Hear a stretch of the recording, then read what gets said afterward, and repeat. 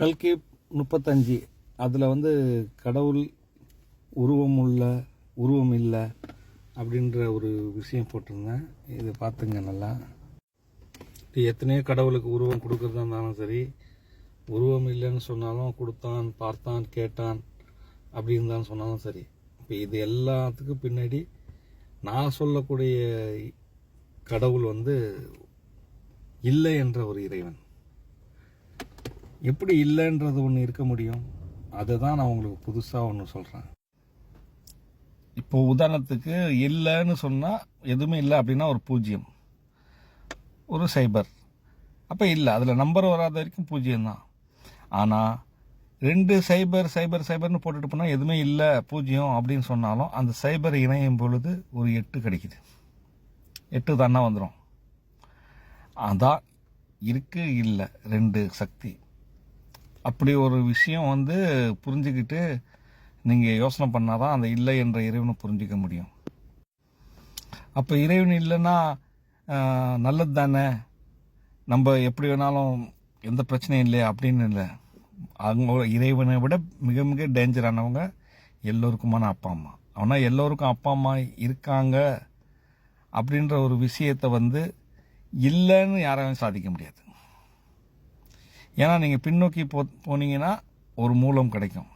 அது சயின்ஸ் படி பார்க்க போனாலும் பிக் பேங் தேரி, பெரும்பெடிப்பை சொல்லுவாங்க. ஆனால் அந்த பெரும்பெடிப்பு நடக்கிறதுக்கு முன்னாடி என்ன நடந்துச்சு, அங்கே என்ன இருந்துச்சு, அதுக்கான மூலம் எங்கே இருந்துச்சுன்னா அங்கேருந்து ஆரம்பிக்கிறது தான் மாம் டேட். அதை நான் மாம் டேடுன்னு உங்களுக்கு புரியறதுக்காக சொல்கிறேன். இது நீங்கள் எப்படி வேணாலும் எடுத்துக்கலாம். சயின்ஸாக எடுத்துங்க, இல்லை இது நேச்சுரலாக எடுத்துங்க, கடவுளாக எடுத்துங்க. இப்போ கடந்து உள்ளே போய் பார்த்தீங்கன்னா அந்த இல்லைன்றது வரும். அந்த இல்லதுக்கு அப்புறமா இருக்கக்கூடியவங்க இருப்பாங்க. இல்லை இறைவன் எடுத்துங்க, எப்படி வேணாலும் எடுத்துக்கலாம். அல்லான்னு சொல்லுங்க. அல்லான்னா என்ன? இருக்கு இல்லை. அப்போ இருக்கக்கூடியது இல்லை 2 சைபர் 8. இப்படி தான் நீங்கள் புரிஞ்சுக்கணும். இது எப்படி ஒன்னால சாதாரண மனிதனா சொல்ல முடியும்? நீ சாதாரண மனிதன் தானே அப்படின்னா, இது வரைக்கும் நீங்க பார்த்த விஷயம் அத்தனை கடவுள்கள் இன்னும் பூமியில வந்தவங்கலாம் எல்லாரும் சாதாரண மனிதர்கள் தான்.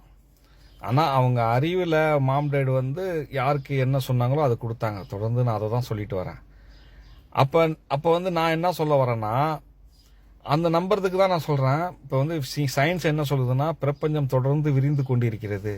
அப்போ ஒரு இது இப்போ இவ்வளவுதான் பிரபஞ்சம் அப்படின்னா இப்படி விரியுதுன்னா, அப்ப அதுக்கு முன்னாடி அந்த இடத்துல என்ன இருந்துச்சு? விரியதுக்கான ஒரு இல்லைன்ற ஒரு இடம் தானே இருந்துச்சு. அந்த இல்லைன்ற இடத்துல விரிஞ்சு திரும்ப போயிடுது இல்ல. அப்ப தொடர்ந்து விரிகிற மாதிரி தொடர்ந்து சுருங்கி கொண்டு இருக்குது. இது நான் சொல்றேன் மாம் டேட் மூலமா. ஸோ நான் நிறைய சயின்ஸ் சொல்லியிருக்கேன். சயின்ஸ் என்னைக்குமா கண்டுபிடிக்கும். அதை வச்சு இதை நீங்க புரிஞ்சுக்கலாம். இன்னொன்று, நிறைய பேர் என்ன நினைக்கிறாங்கன்னா, காலம் அப்படியே இருக்குது, நம்ம போயிட்டு இருக்கிறோம்.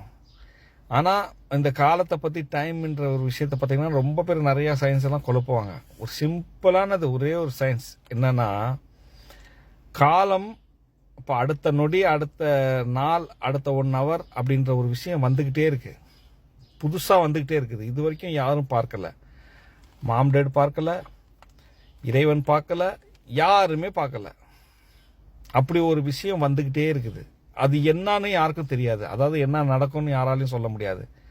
நான் இப்போ உட்காந்துக்கிட்டு அடுத்த 1 hour கணிக்க முடியும். இப்போ நான் 2 மணி நேரம் கழிச்சு நான் இந்த இடத்துக்கு போகணும், ஈவினிங்க்கு நோன்பு திறக்கணும் அப்படின்ற மாதிரி, நாளைக்கு பெருநாளுக்கு ட்ரெஸ் வாங்கணும், இப்படி கணிக்க தான் முடியுமே தவிர அது உறுதியாக சொல்ல முடியாது. யாராலையும் முடியாது. நான் 1 நாளுக்கு கணிக்கிறேன்னா மாம் டேட் 1000 நாளுக்கு கணிப்பாங்க. அவங்க கணிக்கிற அந்த அறிவு என்கிட்ட இல்லை. என்கிட்ட அவங்களுடைய அறிவில் பேசிக் அறிவு மட்டும்தான் எனக்கு கொடுத்துருக்காங்கன்னா, நான் பேசிக் விஷயங்களை சொல்ல முடியும். எல்லாரும் திறமை எல்லாருக்கும் இருக்காது. இந்த கணிக்கிறது திறமை யாருக்காவது இருந்தால் அவங்க கணிச்சு சொல்லியிருப்பாங்க. அந்த மாதிரி கணிச்சவங்களும் இருக்கிறாங்க. ஆனால் அது 100% கிடையாது. ஆனால் கணிக்கலாம். அதனால தான் சொல்கிறேன், இந்த ஜோசியம், ஜாதகம் இது எல்லாமே கணிக்கக்கூடிய ஒரு விஷயம்தான். அது 90% கணிக்கலாம். அப்படிதான் ஒரு கணக்கு வரும். காலம் எல்லாருக்கும் ஒரே மாதிரி இருக்காது. அது அவங்க அறிவை பொறுத்து. இப்போ உங்களுக்கான ஒரு நல்ல இன்ட்ரெஸ்டிங்கான ஒரு மூவி பார்த்தீங்கன்னா 3 மணி நேரம் போனது தெரியாது. அதே நேரம் உங்களை தண்ணியில் எடுத்து நான் முக்கணும்னு வச்சிங்களேன், அந்த 2 செகண்டு 2 நிமிஷம் அப்படி எவ்வளோ நேரம் நான் முக்குறனோ அதெல்லாம் வருஷங்கள் நகர்ற மாதிரி நடக்கும். அந்த மாதிரி காலங்களில் வந்து கணிக்க முடியாது. இங்கே பிறந்த உடனே அடுத்த செகண்டில் சாவுற உயிரினங்கள்லாம் இருக்குது, நம்ம கண்ணுக்கு தெரியாத உயிரினங்கள். அதுதான் நம்மளாம் வாழ்கிறதுக்கு காரணமாக இருக்குது. அந்த உயிரினங்கள் கூட ஒரு 1000 வருஷம் வாழ்க்கையை வாழ்ந்துடுது. அதுக்கான காலம் அவ்வளோ கிடைக்குது. இந்த காலத்தை கணக்கு பண்ணவே முடியாது. அதாவது உதாரணத்துக்கு போனீங்கன்னா, நீங்கள் ரயில்வே ஸ்டேஷன் ஓரமாக நடந்து போங்க, உங்கள் நண்பர் வந்து ட்ரெயினில் போகிறாரு, நீங்கள் 2 பேர் ஃபோனில் பேசுங்க, 1 நிமிஷம் 2 பேர் பேசுகிறீங்க, அந்த 1 நிமிஷம் தான். அதாவது இங்கேருந்து ஆரம்பித்து பிரபஞ்சம் எல்லாம் வரைக்கும் அந்த 1 நிமிஷம் எப்படி நகருதோ அந்த 1 நிமிஷம் அவ்வளோதான். ஆனால் அந்த 1 நிமிஷத்தில் நீங்கள் எவ்வளோ தூரம் நடந்திருப்பீங்க, அந்த ட்ரெயின் எவ்வளோ தூரம் போயிருக்கும் அப்படின்ற ஒரு விஷயம் இருக்குங்களே. அந்த மாதிரி ஒரு விஷயங்கள் தான் இந்த காலத்தில் அடங்கியிருக்குது. அதை புரிஞ்சுக்கணும். அப்போ புதுசாக வரக்கூடிய இல்லைன்ற ஒரு விஷயம் தான் வந்துக்கிட்டு இருக்கு, அதை அனுபவிச்சுட்டு இருக்கோம். வந்தது தான், திரும்ப போகாது. அதே மாதிரி தான் இந்த பிரபஞ்சத்தில் உள்ள அத்தனையும் வந்து ஆல்வேஸ் ஒரே டைமில் வந்துருச்சு, ஒரு இறையில் வந்துருச்சு. புதுசாலாம் வர்றதில்லை, ஆனால் ரீசைக்கிள் ஆகிட்டு இருக்கு. அதான் சொல்லுவேன், புதிய மலை பழைய நீர் அப்படின்னு. தண்ணி பழசு தான், மலை புதுசு அப்படின்ற ஒரு விஷயம் புரிஞ்சுங்க. இந்த உருவம் பேசுகிறான், பார்க்குறான், எல்லாமே நீங்கள் பார்த்தீங்கன்னா, இந்த பிரபஞ்சம் சூரியன் பேசுமா, சூரியன் பேசுகிறது, காற்று பேசுகிறது, எல்லாமே பேசுகிறது. ஆனால் அது பேசுறது, அது தன்னுடைய உணர்வை காட்டுறது எல்லாம் மனிதனின் அறிவு மூலமாக தான். அதுதான் நான் இங்கே இது போட்டிருக்கேன். காற்று வீசுகிறது, காற்று குளிர் காற்று அடிக்கிறது, ஐயோ காற்று குளிர்து, காற்று சொல்கிறது இல்லை. இதை புரிஞ்சுங்க, எல்லாமே ஒன்று தொடர்புடையது தான். நம்ம உள்ளங்காலில் வலிச்சா நம்ம வாயில் ஐயோன்னு கத்துறோம். அதே நேரத்தில் நம்மளுக்கு கனெக்டே இல்லாத நம்ம புள்ள ஒரு கீழே விழுந்து அடிபட்டுச்சுன்னா ஐயோ நம்ம கத்துறோம். அது கனெக்டிவ் இருக்குல்ல. அந்த மாதிரி மொத்த பிரபஞ்சமும் இதுக்காக நம்ம தான் கனெக்டிவில் இருக்கோம். அதனால தான் எல்லாமே பேசுதுன்னு சொன்னாலும் அது நம்ம தான் பேசுகிறோம். இறைவன் வந்து இது வரைக்கும் யார்ட்டையும் பேசுனது கிடையாது. மாம்டேடு கூட உணர்வு மொழியில் நீங்கள் உள்ளே கடந்து போய் பார்த்தீங்கன்னா உங்கள் கூட உணர்வு மொழியில் பேசுவாங்க. இதை நல்லா புரிஞ்சுங்க. அதே மாதிரி 7 ஜென்மம் அப்படின்னு நீங்கள் புரிஞ்சுக்கணும்.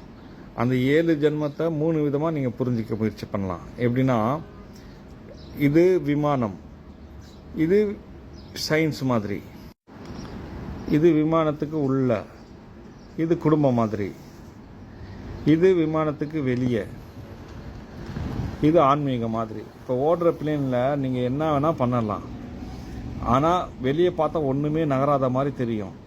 ஆனால் வெளியே குதிச்சா என்ன ஆகும், அது புரியாது வெளியில் உள்ளேருந்து பார்க்கும்போது. அந்த மாதிரி தான் ஆன்மீகம். அதை நீங்கள் புரிஞ்சுங்க, சரிங்களா? உள்ளே வந்து நம்ம ஒரு குடும்பமாக இருக்கிறோம், நம்ம அம்மா அப்பா அப்படி இருக்குன்னு வச்சுங்க, அது உள்ளே தான். ஆனால் வெளியில் போனால் அது குடும்பமும் தெரியாது, எதுவுமே தெரியாது. அது புரிஞ்சுக்கணும். அப்புறம் சயின்ஸு, பிளேன் கண்டுபிடிச்ச சயின்ஸ். அதே மாதிரி 7 ஜென்மத்தை இந்த 3 வகையாக பிரிச்சிங்கன்னா, இங்கே நான் 7 ஜென்மம் போட்டிருக்கேன். அப்போ 7ஆவது ஜென்மம் நான். அதே மாதிரி இப்படியே கொண்டு போனால் இங்கே இறைவன் ஃபஸ்ட்டு. இதுக்குள்ளே தான் எல்லாம். அதாவது நீங்கள் இறைவன் பார்க்க போனீங்கன்னா, இறைவனுக்கு கீழே மாம்டேடு கீழே திரு தமிழ் பிக் பாஸ். அதாவது பாசிட்டிவ் நெகட்டிவ் பாசிட்டிவ், ஆண் பெண், பெண் ஆண், ஆணுக்குள் பெண், பெண்ணுக்குள் ஆண், சரிங்களா? இப்படி 4, இப்படி ஒரு 6, இப்படி 7 வந்துடும். அதே நேரத்தில் நீங்கள் குடும்பமாக பார்க்க போனீங்கன்னா, தாத்தா பாட்டி, அம்மா அப்பா நான், சரிங்களா? இதுவும் ஒரு 7 ஜென்மத்துக்கு வரும். அதே உயிரணுக்கள்னு பார்க்க போனால், இங்கேருந்து ஒரு 3 உயிரணுக்கள்லேருந்து ஒரு உயிரணுக்கள் இங்கே வருது, இன்னொரு 3லேருந்து இங்கே வருது. அப்போ இங்கே நான் 7ஆவதாக வருகிறேன். இப்படி இந்த 7ஆவது ஜென்மத்தை கணக்கு பண்ணிக்கணும், சரிங்களா? அப்புறம் இதுக்கு பின்னாடி நம்ம ஒரு நரகத்துலேருந்து தப்பிச்சு சொர்க்கத்துக்கு போகிறோமா இல்லையா, இது எல்லாமே நம்மளுடைய வாழ்க்கை என்பது நம்ம கையில் இருக்குது. இதில் உண்மையான சரியான ஆன்மீகம் புரிஞ்சுக்கணும். அதான் நான் தொடர்ந்து சொல்கிறேன். எல்லா மதங்களும் அவங்கவுங்க மதத்தில் அவங்க அம்மா அப்பா கொடுத்த மதங்கள், அவங்க வழியில் நேர்மையாக வாழ்ந்து தர்மத்தோடு வாழ்ந்தால் சொர்க்கம் செல்லலாம். அதுவும் முஸ்லீமுக்கு இது கடைசி வாய்ப்பு, அவங்களுக்கு மறுஜென்மம் கிடையாது. அதனால் முஸ்லீம் மக்கள் வந்து கண்டிப்பாக தொழுதே ஆகணும். நீங்கள் தொழுவதுக்காக எல்லாரும்